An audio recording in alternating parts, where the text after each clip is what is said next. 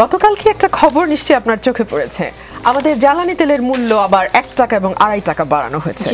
বিষয়টি আজকে অনেকটা পরিষ্কার হয়ে গেল। আমি দেখলাম সংবাদ সম্মেলন সচরাচর যা হয় আর কি, এবং সংবাদ সম্মেলনের সবচেয়ে আকর্ষণীয় দিকটাই হচ্ছে প্রশ্নের দিকটা, এবং প্রশ্ন যখন করা হয় তার আগে যে দীর্ঘ স্তুতিমূলক বক্তব্য দেয়া হয়, সেইখানে যে পরিমাণ তেল আসলে খরচ হয় তাতে তেলের দাম বাড়তেই পারে।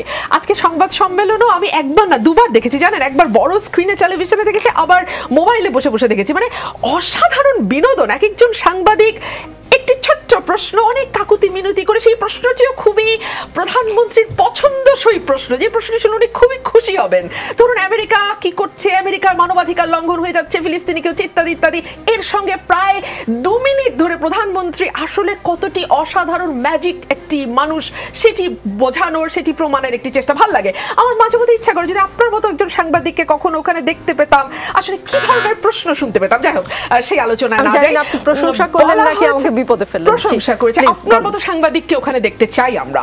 প্রগ্রেসিভ এবং গণমুখী দল, হ্যাঁ খুবই সত্য কথা, আমরা প্রগ্রেসিভ এবং গণমুখী, এবং ঠিক সে কারণেই আজকে বাংলাদেশের 17 কোটি মানুষ যেদিকে, সেদিকে অতি ডান থাকলেও অতি বামদেরও আমরা দেখতে পাচ্ছি। এর আগেই একদিন প্রধানমন্ত্রী তার কার্যনির্বাহী কমিটির যে সভা হয়েছে সেখানে তিনি বলেছেন অতি ডান এবং অতি বাম এখন এক হয়ে গেছে।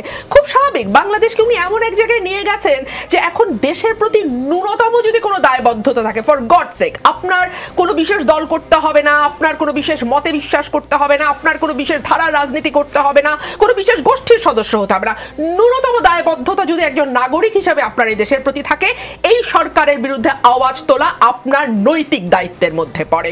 এবং সে কারণেই অতি বাম এবং অতি ডানরা এক ছাতার নিচে আসতে বাধ্য হয়েছে। আপনি যদি বাংলাদেশের সার্বভৌমত্বে বিশ্বাস করেন, আপনি যদি বাংলাদেশের মানুষের ভোটের অধিকারে বিশ্বাস করেন, আপনি যদি মানবাধিকার ইত্যাদি ইত্যাদি বিষয়ে বিশ্বাস করেন, আপনার আসলে সেকেন্ড আর কোনো চয়েস নাই।